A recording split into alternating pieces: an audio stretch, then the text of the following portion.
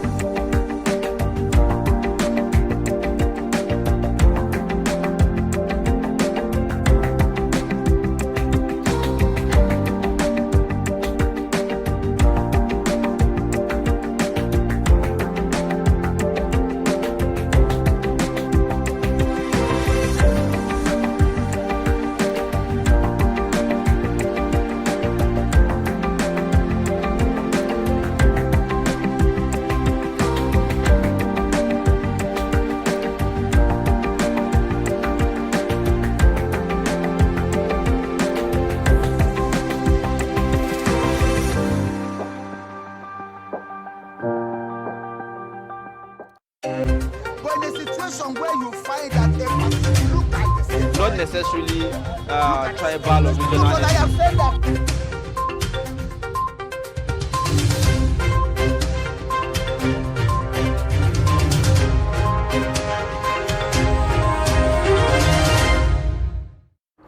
Welcome back. If you're just joining us, this is Daybreak Extra, and right now we'll bring you the top stories, from the newspapers. And as usual, we'll start with Daily Trust Saturday. The glaring headline there says investigation inside Maiduguri juvenile sex trade. The writer there says dismissed security personnel, influential men own the brothels. Also, we have parents, our major challenge, says NAPTIP. Residents desert area to save their children. And another writer that said, I must seek clearance before response, says the army spokesman. And of course, there's a pictorial there showing, the gates of the brothel there. You'll find this story on page 5 and 6 of the Daily Trust Saturday. We'll move to the top of the newspaper there. You'd see, my dream is to fill the gap left by my father, says Hanifa Ibro. You'll find this on page 12. Now, this is entertainment news, and he's the son of the late comedian or an actor, Ibro, that is Rabilu Musa, that's the Kannywood actor. Beside that, you see pilgrims to pay 2.8 million naira for 2023 Hajj. This you'd find on page 4 of the newspaper. The money keep increasing there. Now we move down to the bottom of the newspaper. There you'd see bandits abduct 80 children, 20 women also in Zamfara. There's a sad story there. The writer there says lay siege on farms yet to contact families. Also, we have police mom. This you'll find on page 4 of the newspaper. We have Ista Buhari governments preach hope and sacrifice. This you'd find on page 7 of the newspaper. And I hope to give Tinubu my bicycle, man who rode from Katsina to Lagos State. There's another story there. We used to have a man who, worked for Buhari, and now we have someone doing it for Tinubu. Interesting. This you'll find on page 26 of the newspaper. Now, these are some of the stories from the Daily Trust Saturday.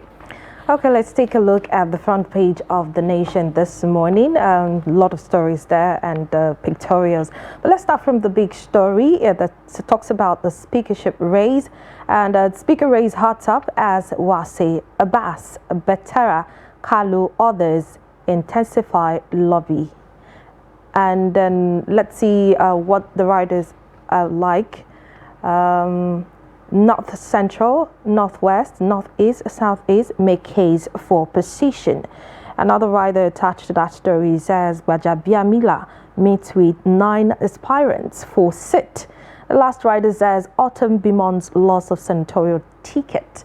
That story you can find on page 4, and that seems to be the biggest story in the Nation's newspaper. Let's take a look at the top. We have obedience sowing seeds of fascism, generating climate of fear. And that's coming from Shoinka, Wale Shoinka there. And there's a writer who says, a refusal to accept criticism, their badge of honor, dobs them repulsive concussion. That story is on page 5 in the Nation's newspaper. Let's take a look at the pictorials here. Of course, the pictorials was talking about the speaker race. And then the bottom strip says, Buhari to election losers. Be patient, allow legal process run its course. That story is on page 6, though it has 2 riders attached to them. It says Lawan and governors preach tolerance at Easter, and then RJP others tight security nationwide. Like I said, is on page 6. And then we have another pictorial of Chimamanda, and it said Chimamanda under fire over later to Biden, and it's reflection of the pathetic colonial mentality that's coming from Kiamo. That's like a clap back there. Page 5 accommodates that story. And a very sad one here. In the bottom strip, it says bandit abduct 80 children in Zamfara State. You can find that story on page 2 this morning. And that's pretty much what we have in the front of the nation's newspaper. And then we'll bring you a story from the Punch Saturday. We have there at the top of the newspaper page that you see, allow judges do their job, showing cartels obese supporters. This you'd find on page 9 of that newspaper. Beside that, you see bandits abduct 80 children in Zamfara state. And there you see picture, of course, of the governor of Zamfara, should I say the outgoing governor, Matawalli. This you'd find on page 7 of the newspaper. Headline there says, a 5-star retirement, Matawalli, Wiki, Okowa, Umahi, Ganduje to get mansions, exotic cars. The rider there says, Ebonyi, Enugu, Jigawa, others government to receive similar benefits. This you'd find on page 4 of the newspaper. You'd see below there at the bottom of the paper, of course, you see, I fell in love immediately I saw Oba Akanbi, says Olowo's wife. This you'd find on page 15 of the newspaper. And despite laws, person with disabilities endure torture, assessing Lagos bridge. This sad, interesting story, though, you'd find on page 20 and 21 of the newspaper. And we have, I have not been lucky with love, says Kitan Bukola. This you'd find on page 17 of the newspaper. I think this is a story that a lot of people can relate to. Now, these are some of the stories from the Punch today. And we're supposed to go to The Guardian, but we're having troubles getting into The Guardian. But let's take another paper, as we'll take The Guardian after this. And we have the first news. Of course, let's take a look at This Day before we get into The Guardian. The This Day newspaper has a lead story that says Buhari backs aggrieved politicians' right to seek redress and urges patience with legal system. And that story started on the front page. You can continue reading on page 5. And we also have at the top, he built trust. Okay, that's a story about Oshibajo. It said Dia was a forthright leader who served Nigeria well. And he said he built trust because he trusted others and served with integrity. Okay, that story started on the front page as well. You continue reading on page 5 in the These Day newspaper. And a sad one here says terrorists abduct 60 people in Zamfara, Katsina communities as well. That story is on page 5 as well, quite a sad one. And then let's take a look at this. Cold weather, Pope skips a Good Friday procession. And the Pope has to skip the Good Friday procession. You want to know why, reasons why this happened, you read on page 5. And it seems like page 5 accommodates a lot of story in the These Day newspaper. So maybe grab one. And then the last story before we flip to another newspaper this morning, it's Shoyinka challenges Baba Ahmed to debate, nudges obedience. And one of the writers says the seed of incipient fascism in the political arena have evidently matured. It started on the front page and continue from page 5. All right, like I said, page 5 has a lot of story. Maybe you read further and understand what this headlines are saying. That's pretty much what we have in the front page of the These Day newspaper this morning. Okay, we'll be moving to Leadership Weekend. And we'll start from the top of the newspaper there. It says doctors warn against attacks on health workers. Beside that, you'd see police have no business meddling with land matters, says Arase. The headline there says aftermath of cash crunch. What I was just talking about. It says inflation, low disposable income mar Easter celebrations. This you'll find on the page 4 of the newspaper. Truly a sad one there.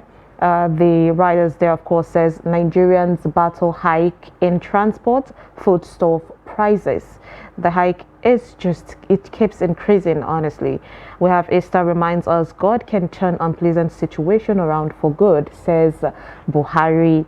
And Lowen, governors, SGF, others preach hope. Now, Africans, if there is one thing we're really strong on, is hope. There are pictorials there, of course, a lot. We have 28 LP state chairman reclaim secretariat back Abure. Right there says new national leadership vows to reclaim Obi's mandate. And the pictorials there explaining Catholic Church staging drama to illustrate the stations of the cross and the crucifying, of course, of Jesus Christ to mark Easter Friday in Abuja, Lagos, and Kaduna yesterday. Below there, at the bottom of the newspaper, you see commuters stranded as youth block highway over Benue killings. This you'll find on page 18 of the newspaper. And we have Rivers CP, others arrests of officers killers. Page 13 would bring you that story. And lastly, gunmen kidnapped ex-Nasra deputy governor, kill ex-immigration officer. This you'd find on page 10. Now, these are some of the stories from leadership today. Okay, let's take a look at Saturday Vanguard, and very written boldly here is the headsman attack and banditry, of course, kidnapping. It says how incoming president can secure us. And that's Voices of Nigerians there. You listen, or you read the Voices of Nigerians on page 10, and there's a writer attached to the story that new president must retrieve ancestral homes seized by bandits. All right, that's fair. The page 10 accommodate that story in the Vanguard this morning. Then the bottom strip, there's the story that talks about Shoyinka child's rather obedient for attack on him. And the page 4 has that story to read further. You have to go to page 4. And then at the top, we have LP on Obi's travails. It says they try to entrap him with women, dug into his finances and bank accounts, and now they plan more attacks, want him to flee Nigeria. Okay, that story is on page 18 this morning. And there seems to be clap back from Shoyinka's comment. There's a clap back from Muiwa Detigba. It said the alleged leaked phone conversation, which has since gone viral, has shown how religion is manipulated for political gains. All right, page 23 has that story. And then Dr. Ugoji Egbujo says, why has Shoyinka ignored INEC and Yakubu to focus on Deti Ahmed, who reacted to Mahmoud's blame handling of the presidential elections and suspiciously hasty collation of result. Page 24, you get more details of that. And let's take a look at another story in front of the Saturday Vanguard. It says, this is on Niger Delta, that how godfathers lost out in Bayelsa. The writer says why Ibori failed to deliver Amori in Delta, and Omo Agege Ojugbo Onoche in Cross River fire. You can read the first story, Niger Delta story, and how godfathers lost in Bayelsa on page 22. And of course, and then you read all of the stories on page 27 as well in the Saturday Vanguard this morning. And let's take a look at this one, not written boldly. It says 10 hours after crying for help, National Hospital let my son to die. That's coming from a monarch. Very sad story there. Page 26 has more information. And then Ondo Varsity final year students killed over 1,000 naira debt. Page 9 has the story. There's some stories that are so heavy, it just wouldn't be just easy for you to read. But those are some of the stories you can find in the Saturday Vanguard this morning. Okay, we'll move to Independent Saturday and starts from the top there. Says, give Senate President Southeast, Shehu Sani tells APC. This you'd find on page 4 of the Independent newspaper. Beside that, you'll see Gambia clergyman allegedly absconds with 52 phones, money after crusade in Ibadan. Oh my God, so sad. That is, you would find that story, of course, on page 5 of the newspaper. The glaring headline there says, how Nigeria can achieve revolution. says Shoyinka. Writers there says calls obedience one of most repulsive concoction in any political arena. Another writer says condemns sanctions imposed on Channels TV. This you'd find on page 3 of the newspaper. Below that, you'll see the picture of the president. Buhari says, believe in Nigeria for better seasons ahead. Buhari urges at Easter. He says, feasts about renewed hope, glorious future. This you'd find on page 7 of the newspaper. Below that, we have debt burden. What governors-elect must do to deliver dividends of democracy. This you'd find on page 8 of the newspaper. Says there will be consequences for police misconduct, benefits for exemplary behavior, says Arase. Writer there says once police officers against land marches, debt collection. This you'd find on page 5 of the newspaper.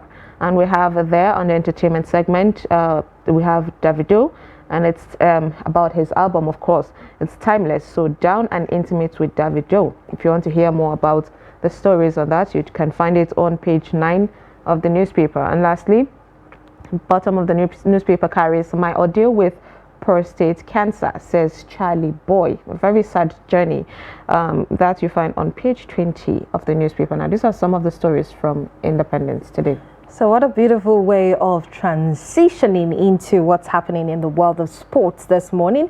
Let's take a look at the Punch Sports Extra. Of course, there are interesting matches in the English Premier League and La Liga, Serie A and Bundesliga. There are fixtures in front of the newspaper there. You might just take a look or grab a copy to get some of the fixtures. And then one last chance is boldly captured there. And it says Adesanya clashes with Pereira in title rematch after losing last 3 meetings. All right, our own Adesanya there. Let's see what happens in this bout. And let's move on to other stories talking about what's happening in the world of sports now.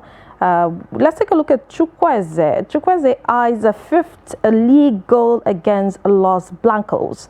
All right, that story is on page 2 there. Let's take a look at this one that says brothers at war. All right, Boniface Auburn face off in Jupiler Cracker. All right, so you can take a look at that on page 8 and the Punch Sports Extra. Then Falcons beat Haiti 2-1 in pre-World Cup friendly. That story is on page 8 as well in the Punch and Sports Extra. And then we have why I chose acting over sports.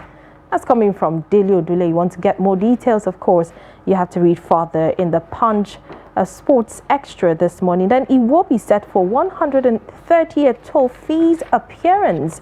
All right, Manchester United versus Everton. That's a cracker. Everybody's looking forward to that. And Devils hope to extend unbeaten home run to 24.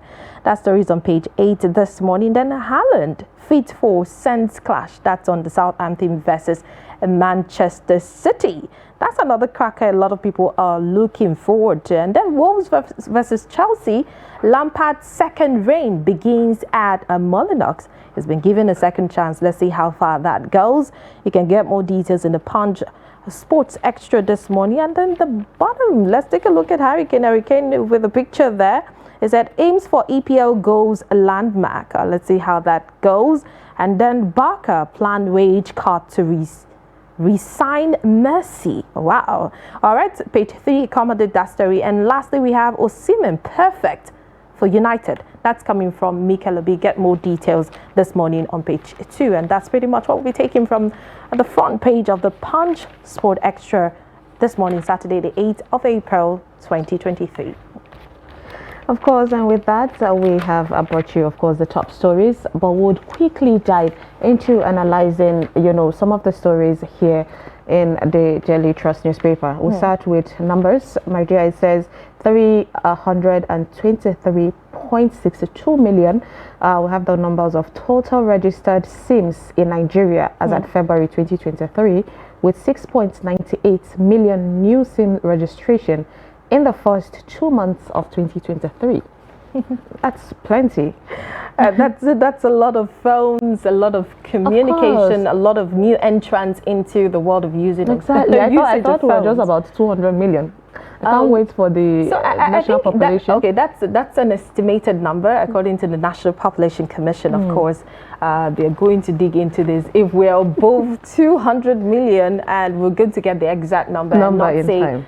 Estimately, approximately, we are a so and so number. But that's a good one. It's giving us an insight of what we're to expect. And of course, let's see how this goes. Okay. But those are huge numbers, actually. It's a huge number. You know, normally one person can carry 2 to 3 numbers alone. Yeah. I know I have 2. Okay, next we'll have 1.5 billion naira. We have naira worth of tomato plantations destroyed by recent attack of Tuta absoluta, a tomato pesto in Kano State, Nigeria. No wonder the prices of vegetables increased. Yes, I actually was in a conversation when that news broke. The commodity tomato is something that a lot of households cannot do without. And when it broke, I was very curious to know. And at some point, we actually dig into it because that's what we do. And then we're speaking to some of the Tomato Farmers Association, and some of them were talking about this is something that happens on daily basis, but not on daily basis. Like it's perennial. It's perennial, and you can actually control this when you know the right things to do. And you have to use pest control. You have to use the right kinds of fertilizers so you don't experience this. But over 1.5 billion, it's much. That's huge. The farmers will go crazy. Of course. And then before now, we're buying a basket of tomatoes, like the Enkamba market. And some of the people we spoke to at the Enkamba market was talking about we buy these tomatoes at the rate of 3,500, 4,000 naira. You know, that's a few months ago, and now it's sold for 16,000, 20,000, or even over 20,000. It depends on, the marketer, the location, and what the person is willing to sell. Sometimes people think that Nigerians have a way of working against each other. Of course, increasing something when a first thing is happening. Yeah. Okay, next number we have 2.81 million naira. National Hajj Commission of Nigeria and account purged Hajj fare for each intending pilgrim for 2023 due to inflation. Now, would people be able to go to Hajj? Honestly, the money keeps increasing. 2.8 million. Please, I feel like the government should look into it and have something to do about it. We actually talk about these numbers that, with people able to travel, and every year you see millions of people traveling from Nigeria. And with Hajj is when God calls you, of course, he'll find a way for you. Hajj Sumayya traveling. Oh, inshallah. So we want that. If we have the money, of course, everybody wants to visit Hajj. But, of course. So a lot of people have said that this is on the very high side. True. We have 3,500 participants, including 150 exhibitors from 40 countries expected at West Africa Automotive Show from May 16 to 18 in Lagos State. Interesting. Very interesting. Yeah, okay. There's the story of how final year Uniben student was killed. A really sad one there. Desmond Rukibwe, who was shot in the hostel and at a close range. So sad. It's really sad. There's a lot of stories coming out. We've heard stories about the person in question has been captured. We've heard so many stories about how parents, how families have waited for so long for justice to be meted on the perpetrators of this kind of crime. True. But what we People get get away with it a lot. a lot of people printing it in newspapers, talking about what they feel about what's happening. But we still have this happen all the time. And what everybody is asking right now, bring the perpetrators to justice, maybe a stricter punishment. We're actually on these perpetrators. We know bandits, attack has reduced due to the the election that passed, and of course the cash crunch and all that. But then it seems to be back and with full force. Considering last time we got 2 students that were kidnapped in Kaduna State, and now there is bandits who abduct 80 children and 20 women in Zamfara State. Zamfara is under attack. That's one of the news that hit us very hard. The late hours of the 7th of April 2023, and everybody seems to be just confused. Why would this just happen? Why now? And then before the show, we're having a conversation. During the election, Zamfara was quiet. Everything was quiet, of course. And everybody was like, are they okay? Is Zamfara okay? Are people in Zamfara doing fine? So and then sad. Boom, we get these big numbers. So what It's we're so praying for sad. now is nobody has really gotten a call. We haven't heard anything according to what the reports are saying. But we're wishing that these people are being rescued from their captors. It's really sad when you have Honestly. loved ones. You never really understand these things Yeah, until somebody who is close to you. Of course, I saw a video of the people that were kidnapped in Kaduna train and how they're still surviving after the attack. There's this post-traumatic stress, of course, and disorder, and then other people are being taken in captive. But It's one so thing I want to sad. put out there is the fact that we understand that we have security agents who are willing, who have the intelligence, who have the intels to actually rescue these people. So this is the time for the security agents to do the needful. We're counting on God. This is the month of Ramadan. I think we should all pray for them. Of course. And then we're counting on our security agents as well. So All right, do the just needful. quickly, last story that we can take, because there's a lot of stories on Daily Trust today, so you make sure you grab it. But we'll just talk about this investigation that happened inside Maiduguri juvenile sex trade, where it says that dismissed security personnel influential owned brothels. Now, is that a surprise for you, my dear? And also NAPTIP are blaming the parents, for, I don't know, in a way pushing their kids out there or not paying too much attention to them to join a brothel, considering, of course, it's the high and mighty that sometimes own places like that. This doesn't come as a surprise for someone like me who has worked with a lot of human rights activists, who has worked with developmental activists, and what have you, talking about how these people have been subjected to things like this, to a life like this. It doesn't come as a surprise. Don't forget that there have been stories about churning out from newspapers and other outfits about retired or people who are dismissed from security outfits are responsible for some of the bad things that happen in this country. And we see that all the time, we hear that all the time. And it's really sad when you have children. When you work with NAPTIC at some point, you are frustrated, Of course, you by feel some of the helpless at some stories point. that you see, because you feel like you're telling the story, but how can you help? You don't have what it takes to help them. It's not about the problem, it's the At solution. least you are actually talking about it, creating awareness, enlightening people, and then talking about parents as well. When you listen to the stories that comes out of some of the mouth of these children, you understand how some of these parents knowingly or unknowingly push their children into a life So that sad. is so condescending, and it's so going to have a very ripple effect on them and of course on the society. So sad, honestly. So, of course, with that, we'll take a short break and don't go nowhere. When we come back, more news continues, or, of course, more entertainment continues. Stay with us.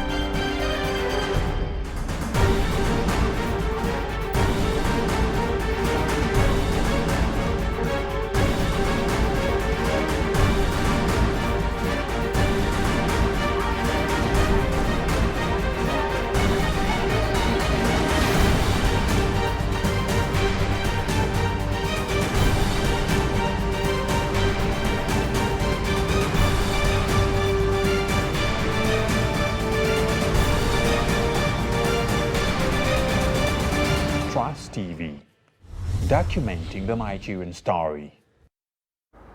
Welcome back to Daybreak Extra. I hope that you're enjoying, of course, staying with us, because I know I'm having a good time with my dear here today. So I'm giving to my words, like charity begins at home. Of course. And I'm sure that this energy is actually being transmitted from wherever you are. Yes, please, I can feel it. So please grab it as well. All right, so it's been wonderful being on the show with Sumaya, and also course. being on the show because I know you're watching, and of course you're trying to get along with what we're doing. Of So course. we've talked about some many sad stories this morning, but you know, Of course, Just pray. we'll move on. We'll move on. You know, it's all about finding a problem and, you know, finding a solution for that particular problem. Okay, so right now there is a lady who has, you know, a story, and she doesn't want her name mentioned. She wants to hear from you and giving her any advice, you know, so that she could find, you know, should I say, find a solution for her problem, of course. But before we open the line for you to call in, let's take a look and hear her story. When my parents wanted me to study law and become a lawyer, but you understand how it is now when you're so passionate about another field, another career path entirely. And I was passionate about music, so everything they were saying was not even correlating with my dreams and aspiration. It was not just only my father or my mother, but everybody, like the entire family, were against this music career that I wanted to go into. And it got to an extent, to a point that they could not stop me. They had to disown me. As at then, when I was still living with my parents, I was in UK. So I decided to leave UK entirely to Europe, where I got enrolled in a university to study music. In my first year in the music school, I met this guy. We fell in love with each other. You know how lovebirds behave. I was so crazy in love with him. And while in my first year, I took in for him. I gave birth to a child. And you understand how it is by nursing a child and taking care of your child and yourself. Or while being pregnant, the whole procedure was so rigorous. I had to withdraw. And when I know that, okay, yes, at least I can focus back, I continued. Still in my first year, I gave birth to another child for this guy. And to cut long story short, while in my second year, I still gave birth to another child for him, making it 3 children. I gave birth for him. Within the space of my first year in music school and second year in music school. But the most heartbreaking thing of this whole thing is that I spent 15 years with this guy. The only thing I can actually just account for is that, okay, yes, I have a child for him. I have 3 children. And it would have become 4 if I did not stop. I told him, I can't continue with this anymore. I feel so bad. I feel so bad of myself. I don't even know where to start from. My music career is on a hold.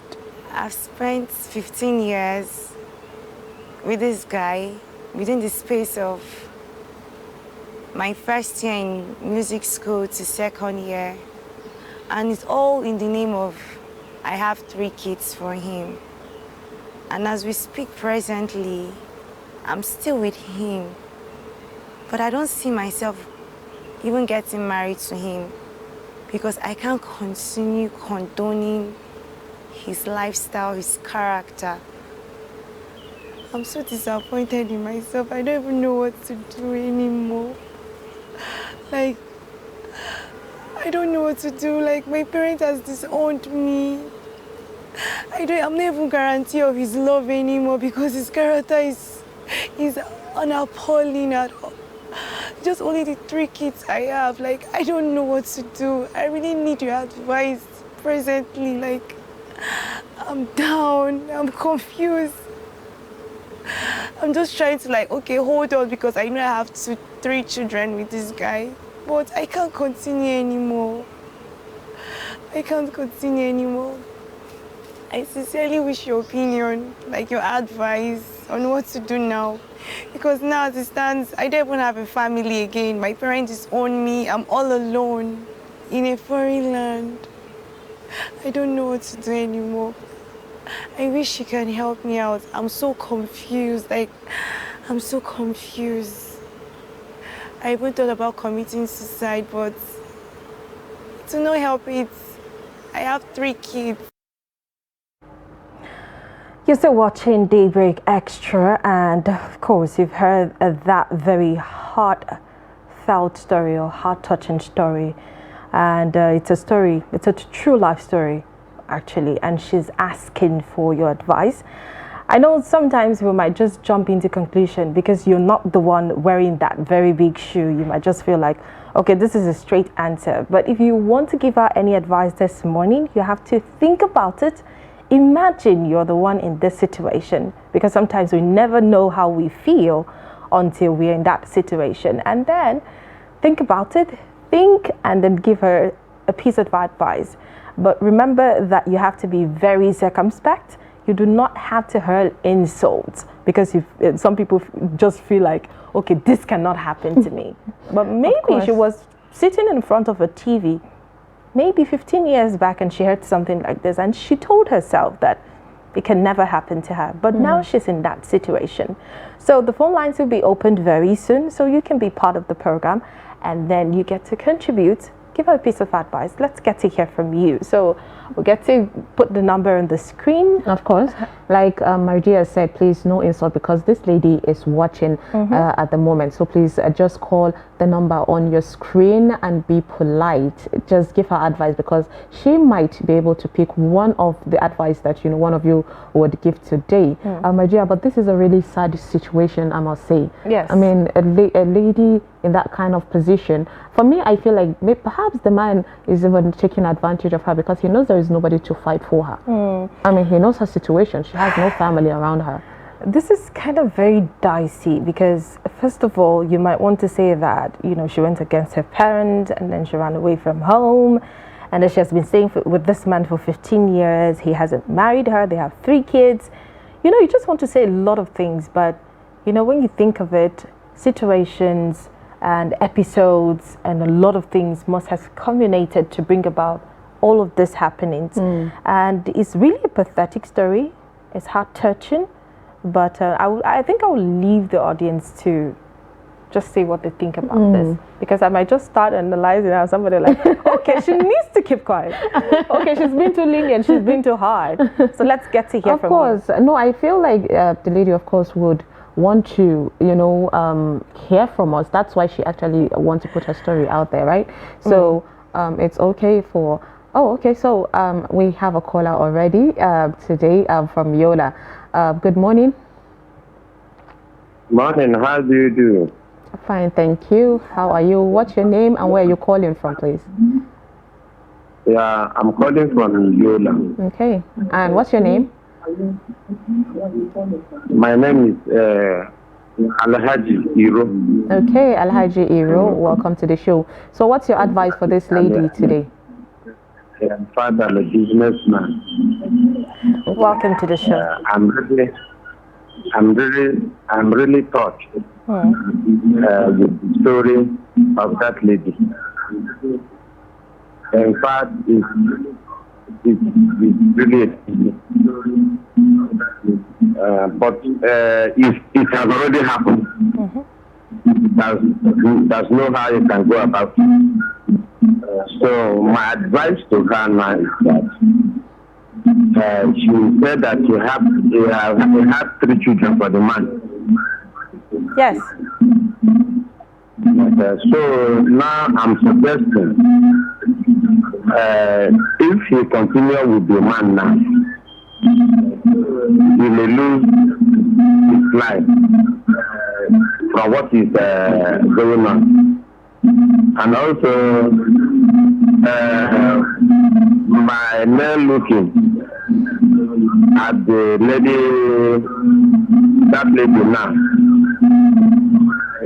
it seems that all these nurses, all are, it's not worried about all this life of her now.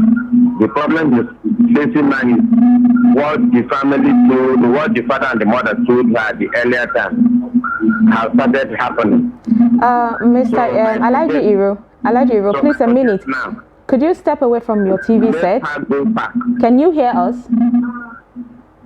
Let her go back to the family. Okay. Okay. All right. Okay, are you hearing me now? Yes, we can. Better. Okay, are you hearing me? Of course. Let her go back to the father and the mother. Let her forget about the children. Let her leave the man with the children first and go back to the father and the mother and plead with him. After pleading with the father or the parents that he has sinned against them, in fact that what they told him, what they told her has come now happening. But he didn't know that this type of thing will happen to him in life. But hence it has happened. He doesn't have anything to do than to come back and beg them. Let her not go with the children. So let her leave the children with the man whom he born those children with. Hence, she said that the man did not pay any dowry on her watch, on her head. Because if she continues staying with that man, she may die. And when they die, those children are there. The man will continue with the what? With the children. So let her go back to the parents and beg the parents. So that's my advice. Okay. I hope that will be a positive answer. All right. If not because, in fact, I'm really touched. When we go to the parents and beg the parents, so I'm advising that let the parents adhere to his matter and All right, see whether sir. he can. Alhaji, thank you very much. We appreciate your contribution. There are lots of people that are wanting to connect with us in the studio right now. So let's give them a chance to, all right? Thank you so much. Okay. So he mentioned that she should go back to her parents and apologize and leave her her kids behind first. That could work in a way like not like abandoning the kids, but just coming to dish out the situation bit by bit. Allow them to consume the fact that you've been away for a while first before you now introduce the kids to them and the extra situations that you have been going through. That's another angle. Allowing people to digest a particular situation and then start dishing out the surprises. Okay, that works. All right, Muhammad Abba from Maiduguri is on the line. Good morning to you and welcome. Thank you.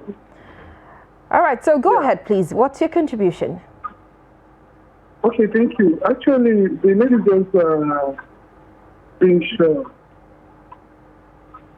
Thank you. The lady, actually, she has already made a mistake. Yes. The mistake, she has already made a mistake. Already. And in fact, actually, she has already made a mistake. Muhammad, can you please? Advice for her. Okay. Stay away from your TV, please. Stop listening to your TV. Just talk to us. Okay. Just a minute. Can you hear me? Yes, we can. Okay. My advice for her, she has already made a mistake. Okay? But I also want to call on other ladies that are watching this program. Okay? In fact, it's a great lesson to others. In fact, it's a very great lesson. Let let them listen to their parent advice always. Okay? These children, she has already had the children. There's nothing she can do about the children. Let her go back to to her parents. Please for their parents, to her parents for their forgiveness. And I call on the parents to please accept her. She has already made a mistake. She's still a baby to them. If they leave her in this condition, where is she going to start? So please, and it's a great lesson to others. Very unfortunate. I really felt for her. True. Let her just push her life. All right, thank you very much, Abba. God will get a way out. Thank you very much, Abba. Thank you for calling. He also made, the thing about, the open line is that a lot of things would come in line that should, explain. He said she's already made the mistake. She can't throw the children away. But then, of course, you have to go back to the parents and tell them that, okay, I did this and I am sorry. And of course, other ladies out there, you learn from this. Now, it's not like you have to agree with everything your parents say, because they're humans, of course, they also make mistakes. But even if you want something, there is a way that you talk to them. All the holy books told us that to be kind to your parent. There's a way you can just keep pushing them, like, okay, I want to do this. Okay, how about compromise? Let me do law, then maybe when I come back, when I'm done with this, I've done this, then I could actually have a side hustle that it's what I want to do. I mean, we've seen lawyers and doctors, being musicians and yes. other things. I know a lot of lawyers who ventured into something they loved. That's because their parents wanted them to read law or even read, let's say, medicine. And then they become musicians at the end of the day. But what Subaya is trying to say is the fact that we're not flogging this matter because of the issue on ground.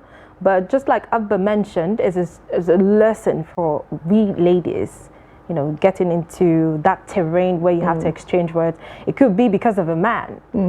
Maybe not because of studies right now. Maybe because of a man. So take things easy and talk things through. But we have a call on the line. Good morning. Philip from Jalingo. Thank you so much for joining us. Good morning. Good morning. And Philip, we want you to be concise and just tell us the contribution you have in 1 minute, 60 seconds, please. Yeah, thank you. This lady the person,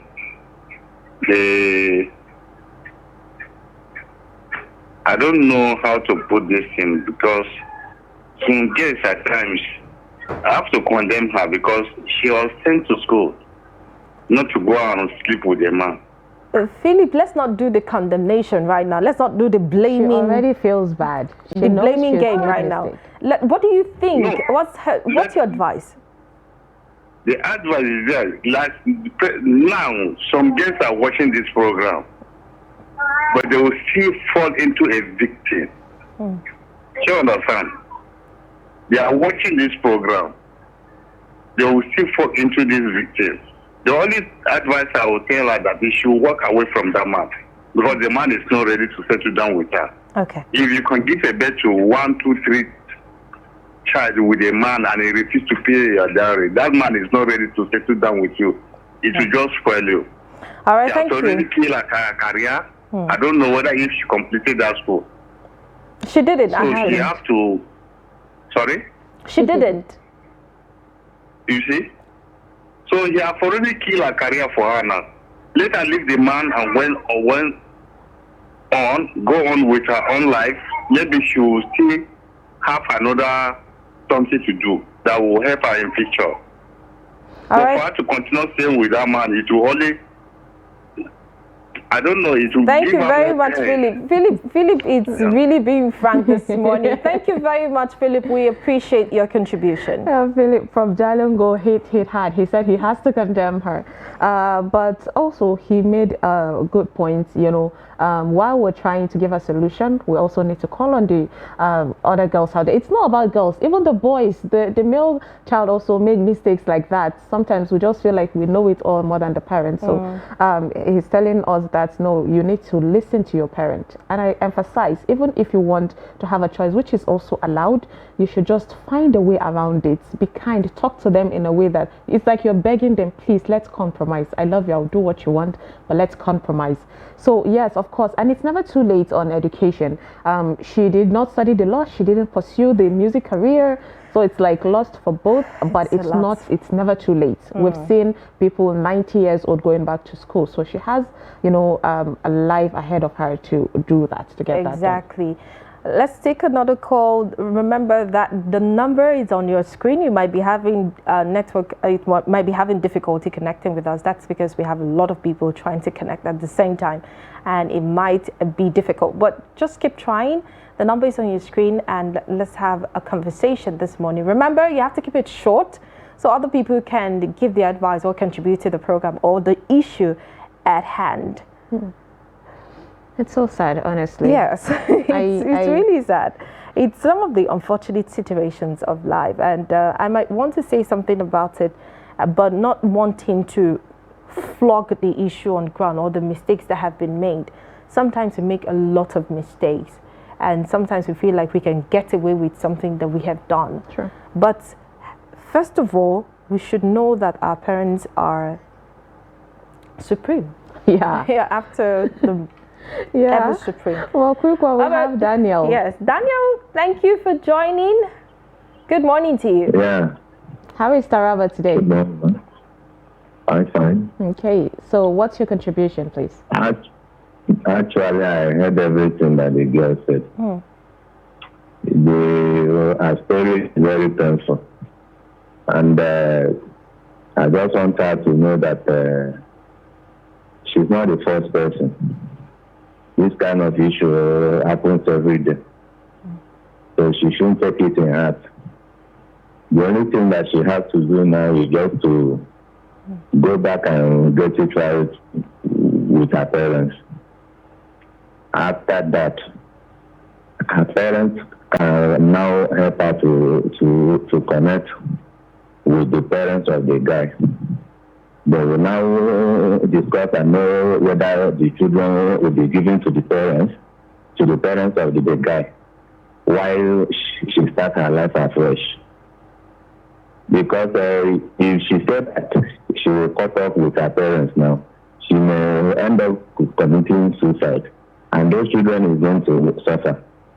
She didn't take it to her. Even as I'm telling you now, we have the same issue now close to ourselves. So she should try everything humanly possible. Go to her parents. If they will kill her, let them kill her. If anything, she still their daughter. So she should try everything possible. Get it right first with her parents. That's my own advice this morning. Okay. Thank you so much, Daniel, for calling from Taraba. Daniel says she should go back, even if they would kill her, which they won't. They might be angry, but they won't. But we'll be looking at the angle of the girl making the mistakes, my dear. But what about the parents' angle? We have to point out also at some point their fault, and they had a fault to this. Parents, nobody is perfect, and you're human also. So the fact that Africans especially, we used to emphasize on telling our children exactly what career to pick, it's also not good. You're supposed to be a counselor, just a guardian. Like, okay, if you pick this should be the reason. If you pick this, these are the benefits. That way you're making your child, even though you're kind of a way inciting, like putting ideas into the child's mind, but you're giving that child room to feel like it's my choice. Do you get? And that's interesting. All right, so let's take this call. Usman from Yola. Yes. Yes, good morning, Usman. Good morning. I want to make a contribution. Okay, so tell us your contribution. Good morning, Sumaya. Good morning. Last week, I didn't, last week you are not on film. Yes. I hope you are doing fine. I am. Thank you very much, Usman. Please, can you give us your contribution on, about the ladies' issue, of course? Though I'm not afraid of what is going on, because I just open visited and I saw tomorrow. That's why I want to say hi. Okay, Maybe thank you. next week when I have the opportunity. Thank you. Maybe next week if I have the opportunity. Thank you very much for the opportunity given to me. Okay, thank you so much, Usman, for calling. We appreciate that. Okay. So, of course, you can call us on the number on your screen to, give in, of course, advice on what this lady should do, because she's in really dire need of your advice. Exactly. But like before Usman called, we're talking about parents having, their own faults when it comes to children leaving the house.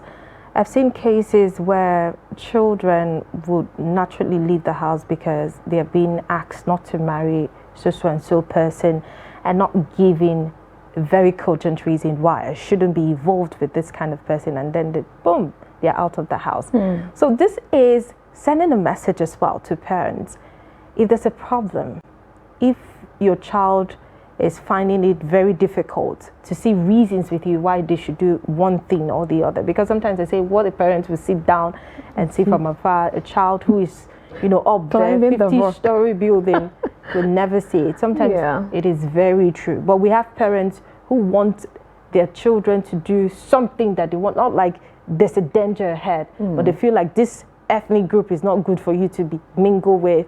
This so and so study is not the right study for you. I am a lawyer. I should have a child who is a lawyer. I'm a medical doctor.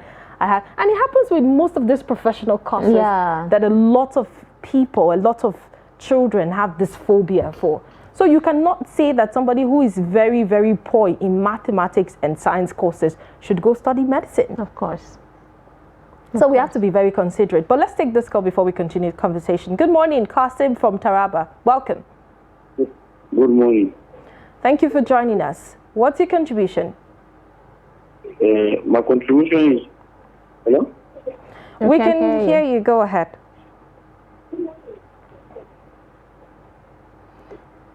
Kirsten, are you with us? Please call us back. You can stay away from your TV set, of course. I feel like we lost the connection back there. So yes, of course, you were saying the parent should, I feel like some parents, my dear, want to live their life through their children's eyes. Well, maybe I failed. Yes, I didn't get the opportunity to read law, so you have to read law. Or maybe in all my life, I had wanted that since I read law, my child is going to read law. I want to be called Iya Law. Exactly. So things like Mama that, Law. you're projecting your own life on your kids. I'm delighted about you. Thank you for joining us on Daybreak Extra on Trust TV. Welcome. Thank you very much. Please go ahead with your contribution. Thank you very much. Please stay away from your TV set, else you'll be hearing delay when we talk to you. Just talk to us through your phone. Okay, can you hear me very well now? Yes, we can. So what's your contribution, please? I think this girl has already made a mistake. So what remains now is for her to get rehabilitated again and continue her life afresh. So what she will do is let her take these 3 children to the father of the children, and let her go and beg her parents so that she will go back and get integrated and continue with a new life, so that she will be guided fully.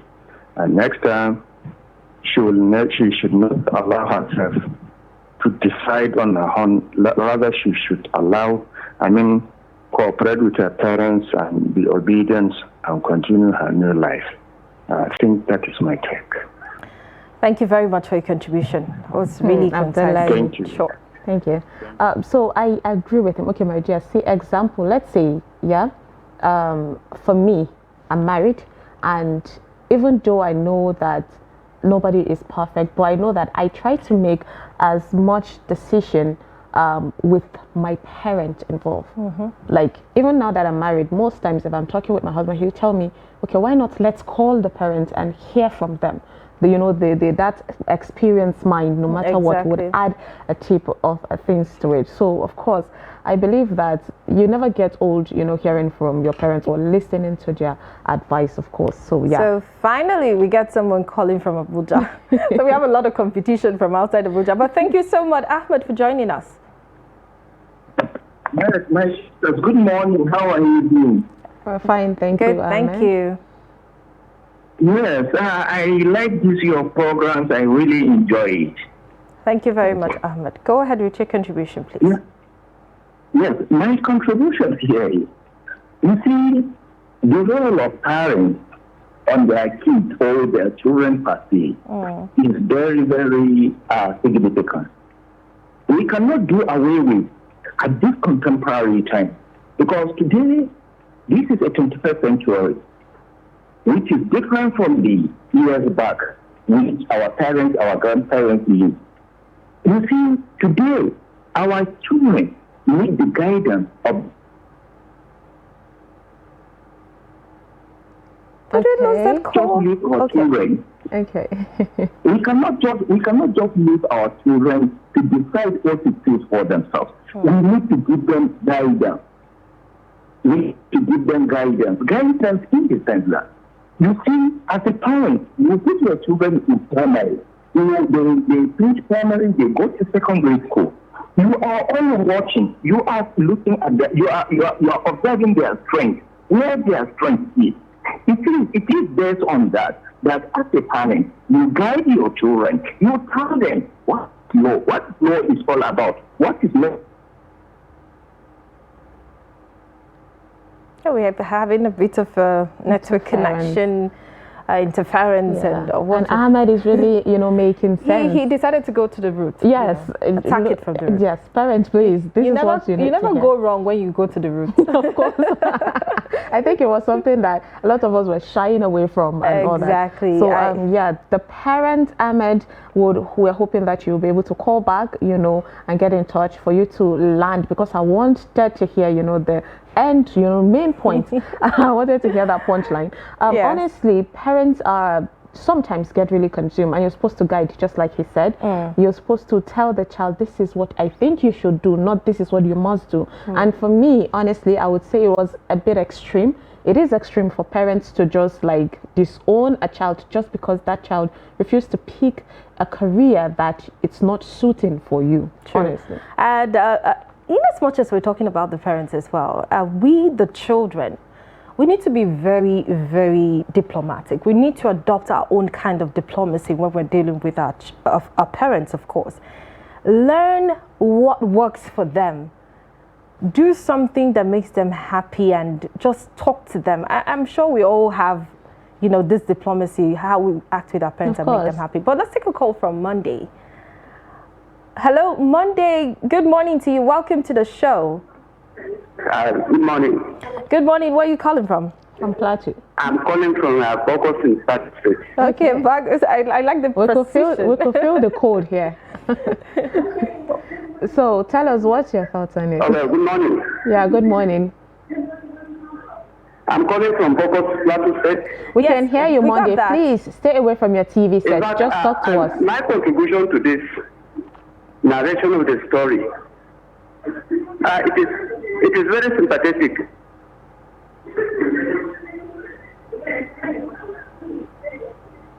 Go ahead, please, Mr. Monday.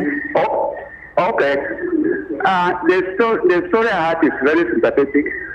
But my advice to this lady, I know she has gone wrong earlier. She is expected to know the parents of the husband she's marrying, and for any reason, the situation is very tough for her.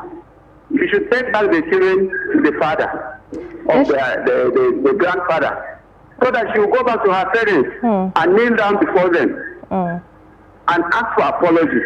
Okay. So that the parents, her parents, and the parents of whom she married. No, she's not married. She's not married to him. Find out the solution of this issue. Already they have been integrated through the children that they have. All right. So that they should understand what they will take to to now rescue this situation that she's inside. Because in any reason where she leaves the children and go back to her parents without knowing the parents of the husband, it is another problem. The children will still have a lot of problems to go through. Maybe the husband is not a caring somebody. So when we look at the situation of the birth that they have given, it's not something to measure. So that we know the children that must be very small, that they cannot even help themselves. So that is my contribution. And then we know they said the words of our elders are words of wisdom. I know in the initial, the parents were not happy. They don't want, they have maybe decided what she reach, but at the end of the day, she failed them. So it could be the repercussion of her refusing to attend to their parents that it is following her. So the best thing earlier is to find solution to that, so that you go and kneel down before her parents and ask for apology. And I think this situation will be over. Thank you. All right, thank you, Mr. Monday. I was waiting for that. Monday, Following her. Monday came with our African thought. Yes, I was waiting for. Thank you, Mr. Monday. That contribution was a good one. Thank you. All right, so yes. Whether we like it or yes, their parents, we all know that, parents' blessing tend to follow us. So it could be that their anger also was of following her. That's the point that Monday hit on. And most of, in Africa, we believe that to be true. I was waiting for that word, following her. I was actually waiting for that word. All right, thank you very much for that contribution. And like I was saying before the call came in, we have to be very submissive at some point. Our diplomacy also very counts.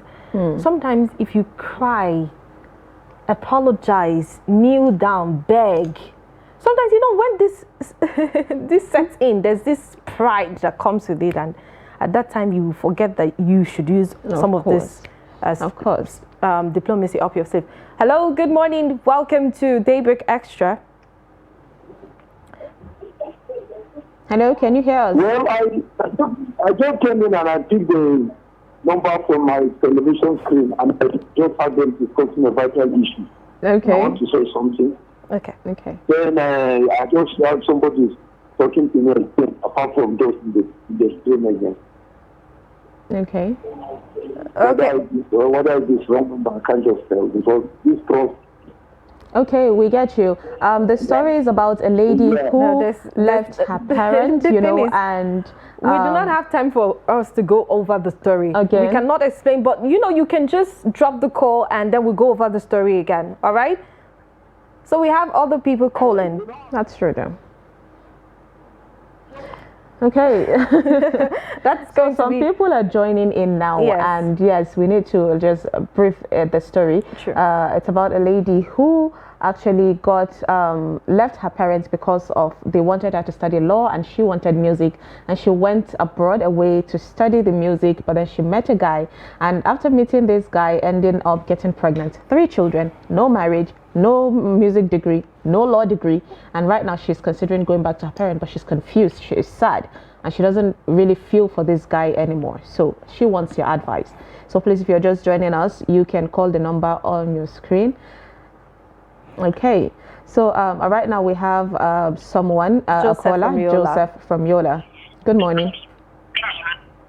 Good morning, my sisters. God bless you. Thank you. Thank you very much. Amen. This is just the case of prodigal daughter, as it is written in the Word of God, the Bible. Well, there is no much to say. The deed has been done. It's only the solution. And the solution I will have for the lady is just for her, one, is in a sophisticated state where they have all their situation corrected. It's in Europe, you move from UK or the US to Europe, they have what they call social, I can't know how they call it, it's social institution that handle this kind of case. He has failed his parents, no doubt. If he goes back now and tell his parents that have given birth to unknown family, 3 children. It will provoke those parents more for now. But he will still go back, but let him do the official thing that needs to be done. Take this man that is maltreating you to an institution. He has made up her mind that she doesn't want to live with the man again. It means he's being frustrated with the man. So if he goes to that place, they will cancel her. There are counselors, professional counselors, who can talk to her on this issue. He's traumatized already. So he needs to be rehabilitated first, so that the mother will not have. This is not what we have been telling you. Now you are falling into this, you are coming back to us. So let the parent, after he reported the official institution, then he can now contact his parent that, yes, I have saw your name, but you have to forgive me, but I'm already starting a solution to my problem. Come and help me to complement it. And that is what I have for her. God bless you. Thank you. Thank you very much, Joshua. That was Joshua, yes, from, is it Taraba? Thank you so much for calling. Of course. Yola. Yeah, from Yola. And this is, the calls that we will be able to pick today. Thank you so much for your advice. We hope that she's able to find solution, from the advice that you have given today. Now let's take a short break. When we come back, we already have our guest with us. Don't go nowhere.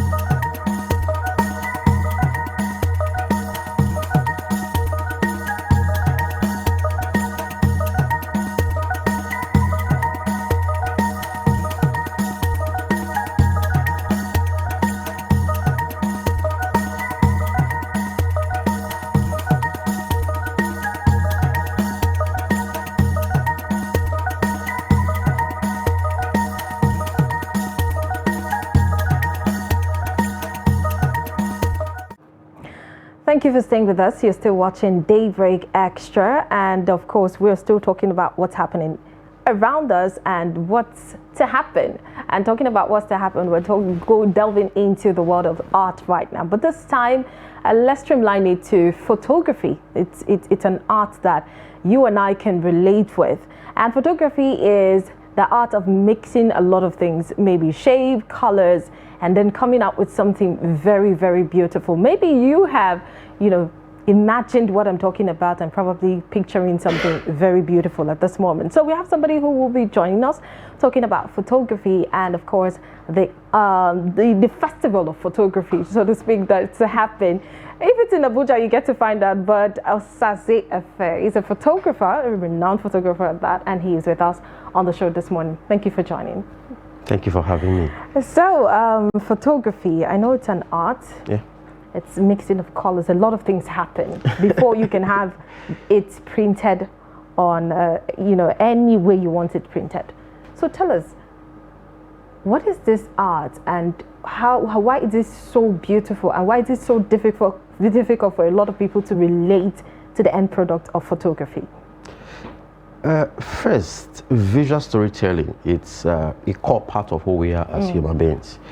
If you can take your mind back, way back to human history, you would see that cavemen from the beginning of time painted on the walls of their cave, expressing either their agricultural or climatic or everyday life. Just a way to archive what their experiences were at the time and to be able to pass to coming generations what they experienced at that moment. So the art of using pictures to communicate ideas, values, identity has been very core of who we are. For example, even right now, it's very natural for us. You hear a word, a certain picture comes to mind. So human being, by the way we are wired by God, we are very pictorial. And coming down to recent times, of course, no story is what it's made if there is no picture backing it on social media. You could read as many things you want to read on social media, but it comes alive when there is a video or a still image that backs it up, whether for good or for scandal. So who we are, it's pictorial, and pictorial is who we are. So for us as human beings, photography has so far been very particular to us and in us over time. Okay. Some people think it's just, taking a camera and then you click and then something comes out of it. And that's creating some kind of image or this kind of message that is just what it is. A lot of people do not understand it. So what's the art that makes photography very beautiful? Thank you. What makes photography beautiful, it's not photography in itself. What makes photography beautiful, it's the mind of the image maker. So I would, for example, have a bias for a thing, and I then use photography as a vehicle to traffic my biases. So I may be, okay, there was a newspaper headline I saw this morning that spoke about sex abuse, child trafficking and all of that. Now, as a person, that resonated with me. But because I'm not a writer, so what came to my mind was, how do I tell this story more and call global attention to these issues and see how we can bring about positive change in this aspect of the society? Then I pick up my lens, I pick up my camera, and I tell a story using pictures. So photography in itself, it's not the thing. It is it being a vehicle that traffic a certain ideas and beliefs, biases for good or for bad of the individual. So it's more like a biro. The biro itself, it's not what makes the difference. It's how the writer is able to communicate its thoughts using that biro. So the camera, photography, it's like money. It's not good, it's not bad. It is what you do with it. So the art of visual storytelling, it's about, like I said earlier, who we are and how we are able to use it to, I will start another example. These days, you see fake news everywhere. Not because the news in it, not because news, the concept of news is bad, but because you have mischievous people. You have people who are doing bad things. They leech on the vehicle of news and use it to perpetuate falsehood and misinformation. Meanwhile, you turn on your TV and you go to a station like Trust TV and you listen to well-informed, researched information because you want to know what is happening in the society as it is. So it is not necessarily about the news. It's about, for example, a very reputable organization like Trust TV that wants to properly inform the society because of their reputation as an organization. So in the same way, photography. So because I have values, I wouldn't want to misinform the society using my lens. I would inform the society of the reality because of my value. So that's the way photography is too. Speaking about value, you mentioned, what about, you know, a lot of photographers bringing, no, let's not generalize, say some photographers creating Photoshop that would actually tell the wrong story. Now, some might tell the right story, but on several occasions, it's always on the negative side. What's your thoughts on that? Photoshop has changed the art of photography. So, for example, when I hardly take pictures, even though I'm a photographer, I don't like taking my own pictures. So I take pictures, and sometimes people do Photoshop and they remove my tribal marks. And I'm like, no, that is what defines me. By the time you remove the tribal mark, I can be mistaken for a black American. I can be mistaken for a black Canadian. But with this tribal mark, first, people will know that I'm Nigerian. My identity, my roots is very critical. But the argument then becomes, of which I've seen in real life, am I Ibera? Am I Benin? Am I Shekiri? Because of my tribal mark. But if you Photoshop this off, so you strip me of my identity. So what I tell my colleagues that use Photoshop is that, see, use Photoshop to enhance the reality, not to change the identity. So I have birth markings of parts of my body. So if I take a picture and that shows that birth and you remove it, you are removing a part of me. So Photoshop, Oyibo people did Photoshop to support, not to change, to support the art of storytelling. So for example, we can take a picture of us right now and turn it to black and white, particularly in editorial. So editorial images, the least you can do for editorial images is to turn it to black and white, as expected by the editor. So if you take a picture and you change anything, it becomes a lie. Because half-truth in itself is a lie, except where it expressly asks that crop it this way or turn it to monochrome.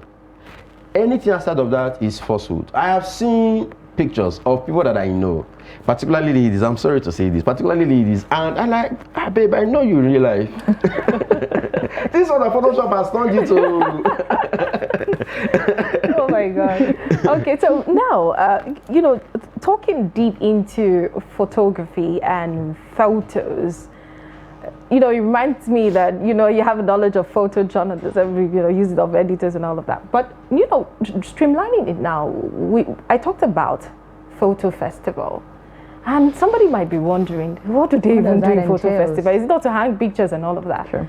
Take us through that. What does a photo festival look like? How did the idea start? Like, what? Someone would just sit up. You know, when you see things or an end product, people are always wondering, how did it start? How did you picture something like this, and how productive it is?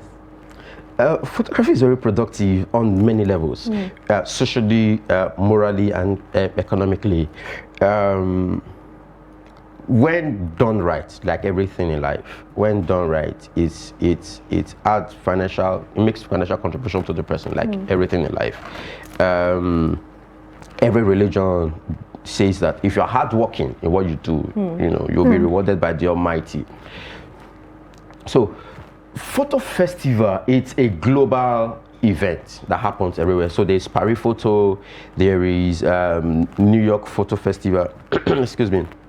There is Abuja Photo Festival.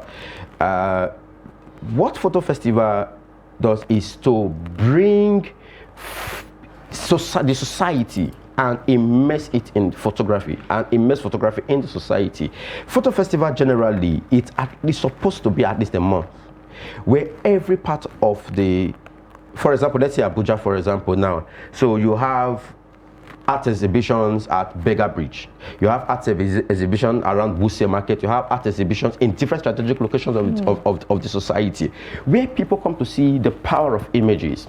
So like I mentioned earlier, sex trafficking, child trafficking is an issue. So a photographer goes to, let's say, Maiduguri and documents stories of people. Because I live in Abuja, I live in the posh part of Abuja, and most of the news that I hear is on, let's say, CNN, for example. I am hardly not knowing what's happening in our local community. So a photographer goes to places like Maiduguri and documents stories of sex trafficking and host an exhibition in a part of the society that awakens the public to the realities in locations that they are not even aware of. So what Photo Festival does is to bring the society, bring the public, bring the people, and bring photography, and let us look at what is happening around us. Usually there are photo exhibitions. Photo exhibitions are at the core of photo festivals. Then there are workshops. So this photographer comes and he uses his art to advocate, whether for climate change, whether for availability of good quality water, or girl child education, or sex trafficking, as the case may be. So he engages with the participants, who are not just only photographers, who are also government officials, because they implement policies, development of officials who influence how policies are formulated, civil society organizations who advocate for particular policies to be implemented. So Photo Festival is a bouquet of the society, of all the stakeholders and the creative community using the vehicle of photography. So it's usually long. And what Photo Festival also does is to build capacity. One of the challenges that I have seen my colleagues struggling with is the issue of ethics. So, and ethics on many levels. So first, it could be ethics of you give a photographer money to do a job for you and he just vanish, and you won't find him anywhere, you'll be chasing him around. Then the ethics of the art of storytelling, not using it as a propaganda. Awaken the morality, the sense of morality and consciousness of the artist. So what Photo Festival does is to now bring the creative community and say, let's talk about how we can use imagery as a force for social good. Because trust me, as much as we talk, what amplifies narrative and trigger our emotions are images. So we may talk about everything, but when the images come to life, you'll not see, whoa. So I will use the Arab Spring as an example. This random guy went to look for a job. There was no job. He set himself afire. And in Tunisia, some 10, 12 years ago, he set himself afire and he came to the internet. The images, the videos made of the young man came to the internet, and there was riots. Then that led to riots in Tunisia, I think, riots in different parts of Arab nations, and that was what led to the death of Gaddafi. That was what led to the war in Syria, because there was, yes, that in Tunisia, Egypt, Syria, Libya, because a young man had a social issue with called unemployment, set himself afire because he couldn't get a job to be able to take care of himself and his family. That picture, the video came on the internet, and the youth of that country lashed on it, and it became what it became. And I'll use NSAS for example. As much as we all were hearing about it, what triggered us the most were either the things we saw firsthand or the things we saw online.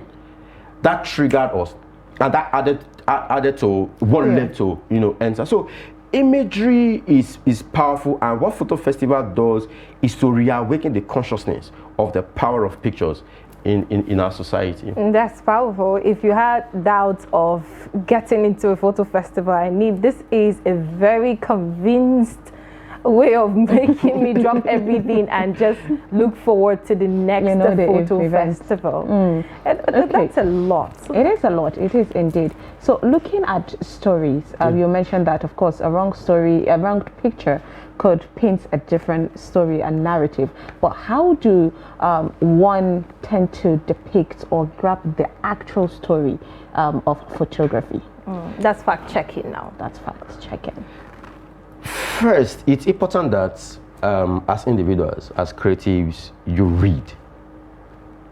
The information that we have is the foundation that what we do is built on. When I see a picture, maybe because of what I do, a photographer, documentary photographer, and art consultant to United Nations and organizer of Abuja Photo Festival, I understand how images can be skewed.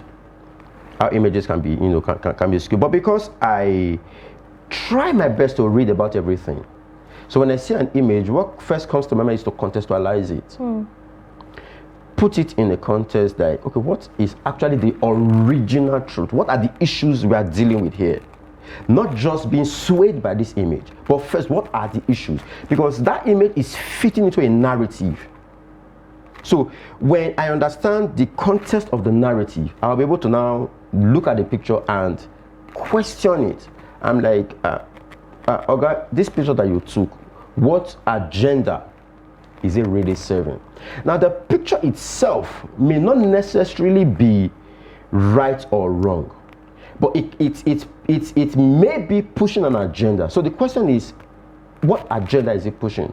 So we can look at it from that angle. And then secondly, there are technologies you can use to subject an image to read the metadata encoded in an image. So every image has when it was made. Every image has the camera that was used to make it. Every image has those details. So if I see an image and somebody says Osaze is at Trust TV, and they show this image. This is not my first time here. I think I was here some time ago. And they bring out the picture, and maybe they use the picture of the first time I appeared on TV, and they said I was Trust TV. Yes, I'm here today, but that image that I appeared at Trust TV station, was it actually of me today? It might be of me the previous time. So what I now do is to take that image, subject it to some technical analysis, and check it and say, okay, this picture of a truth, he was at this studio at this time, but not on April 8th, I think, 2023. It might be July 24th, 2021. So artistically and technically, there are ways you can actually look at a picture and say this is right or this is not right. Okay, let's talk on photos. We know that we tend to take pictures most times as memories, in order to keep parents, for their kids to see. And even it has become so common now that people take, say, example, pictures of their pregnancy live until the birth, the kids at this age, and this age, and this age. And when a child is grown, you want that child to also show their own children, like grandchildren. But most times you would see photos are fading away. Some would be maybe from the sweat, from heat, and all that. So how can one preserve, because photo is a good memory, how can one preserve photos? Thankfully, there are technological ways that can be done. Pictures taken now, we shouldn't have issues with preserving it, because you have Google Link. They can put a picture and it will be there forever. There are cloud technologies that you can use to save your digital images. But if it's pictures taken before now, printed 5x7, 8x10 or whatever it is, two things that can be done. You can resnap those images. You can scan, you can resnap them and make them digital and save them in digital files. Then secondly is to, as much as possible, keep them away from water and heat. So back in my undergraduate days, around 15, 17 years ago, I took a lot of pictures in my university days. Pictures while in school, pictures outside. But then I didn't know about photography as it is now. So the pictures were put together somewhere. Then when we lost our dad, my tradition came from a polygamous home. The eldest son from the other woman, of course, became the head of the family. My mom had to leave and all of that. So there was house moving, and all of those images, all of those pictures, all of them in their hundreds. The last time I went home to Benin, where my mom now stays, most are destroyed. Because they didn't know about how to preserve. So water, heat, all of those escape. And now I look back and I'm like, what a waste. So if I have access to those images now, so I resnap them, scan them, or just keep them properly in a way that heat and water cannot. But the best bet remains snapping or scanning them. and keep them as digital files that will last forever. The quality, nothing will happen to it. It will just be almost exactly the same, particularly if you scan and just keep them. Let me go retrospect now. I understand that our parents preserved pictures. You cannot believe that my mom has a picture of me when I was born, when I was 3 months, when I was 1 year, when I was 2. And these pictures have not been destroyed. And that's because my mom has this album. It's a kind of plastic. I don't know with this album. Synthetic album. Synthetic album. You just flip 5x7. through, and then you just put by 5x7. The other ones. I have all of these pictures. Where this album transcend into? Where are they right now?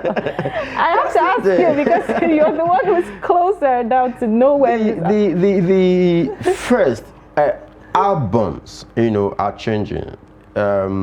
What you just described now, which is also a very good way to preserve, it's been a while I saw that. Okay, jumbo size. They ask you that jumbo size, small size. Yes. Those albums are still in the market. They are very rare now. But they're still in the market. But what people do mostly now is photo books.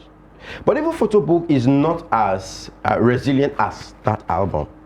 Because after a while, photo book, the pages starts gumming together, and by the time you want to open it, it tears. So those albums are still there, and you can still find them around UTC, Wuse Market, but it's a very, very good way. But keep them away from heat, keep them away from water. So this is the time where my mom has extra, so I think I'll just have to go put them in a box somewhere. Please keep those pictures. So I can actually use them for my kids as well. That's really interesting. Okay, so now painting now. Some people believe that you can actually preserve a picture, like painting it or even using a paint on it. Yeah. How does that work? Yes, painting, yes, but painting is not as specific, as detailed as you would have a picture. So you can paint a picture of us seated here, but there are specific details in terms of shades, in terms of color, in terms of patterns, in terms of texture, that you have to be a paint artist at a very higher level to be able to get some specifics. But a picture, it's what it is. You see it for the only thing between picture and real life, it's not moving. So yes, you can preserve a picture by painting, but it's not accurate it's not as detailed as it is. AI, yes, artificial intelligence, which is changing how stories are being made, can play a role, but a photograph is a photograph. Okay, so the photo festival now, is it you've explained what it looks like. I know you have a picture, but a lot of artists out there, there's photographers, upcoming photographers, will be wondering, okay, how do I get in? How do I do this? How do I do that? Do you even teach people how to take a photograph or how to become a photographer, a professional photographer? Like I mentioned earlier, at one of the things at the photo festival, it's master classes. So for example, I would use Abuja Photo Festival. There are master classes for individuals who are interested in photography. During the festival? Yes, during the festival. It's a week-long event. Okay. It's a week-long event. So you're interested in photography and you want to understand the fundamentals, the basics. So there's a class. You're interested in photography, you cannot afford the camera, or you don't want to use camera, you just want to use a smartphone. There is a class. So for DSLRs people, DSLR are the professional cameras we use, there is a class, basic photography class. Therefore, for people who are interested in taking better pictures or making videos with their phone, there is a class. Therefore, mid-level, you want to scale your photography, you understand the fundamentals, you understand compositions, the triangle of light, and all of that, but you want to scale it up. There is a class. So what Photo Festival does is to expose you to the entire value chain of photography, even business of photography, because you need to be able to pay your bills to be able to think straight and create. It's hard to be hungry and be creative. So there's also the business aspect of photography that is also taught at the photo festival. Then, like I mentioned, there's also an aspect where ethics of photography, ethics in terms of character, ethics in terms of visual storytelling, that is also taught. So it's an entire bouquet. So what we usually tell people that, see, photo festivals is not just for photographers. If you think photography is not important, let there be a scandalous image of you on the internet. That is when you know that photography is important. So you don't have to get there to know the power of photography. So come to photo festival. Because what it does is it brings the creatives, it brings the social advocates, it brings the development sector, and it brings government all together, and now use photography as a framework to have societal conversations, so that everybody can be aware. So we build skills at the photo festival. We fine-tune, we hone talent at the photo festival, and we also let people know the power of photography. So you learn at the photo festival. I sometimes see my colleagues at events, they will wear, I'm sorry to say, slippers. They go to shoot for a client, and they are dressed shabbily. And I asked them, do you attend Abuja Photo Festival? And they're like, no, I'm hustling. I'm like, take out, even if it's just a day, it's an entire week, take out one day, come sit at the photo festival, hear stuff. Even branding as a creative, how to brand yourself. One of the things that has helped a few of us, it's not because necessarily we know how to take pictures better, but we just know how to present ourselves. So that shapes the narrative. So I don't introduce myself as a photographer, I introduce myself as an art consultant.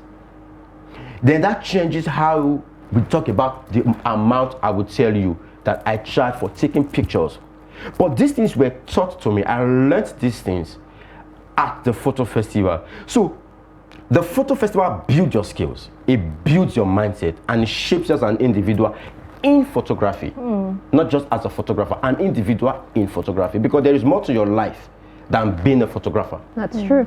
Well, thank you so much, Osaze Efe. We really enjoyed, having you on our show today. You're welcome. Thank you so much. Thank you very much for coming. And with that, of course, we've come to the end of today's Daybreak Extra. We hope that, of course, that you enjoyed today's episode with us. I am Sumaya Abubakar. Stay blessed, and please do stick around, because our sport, of course, would be coming on the show. See you next time. Thank you very much. My name is Martia Umar. I hope to be here. When next, I do not know, but thank you very much for having me. All right, so it's a close. We'll see you another time.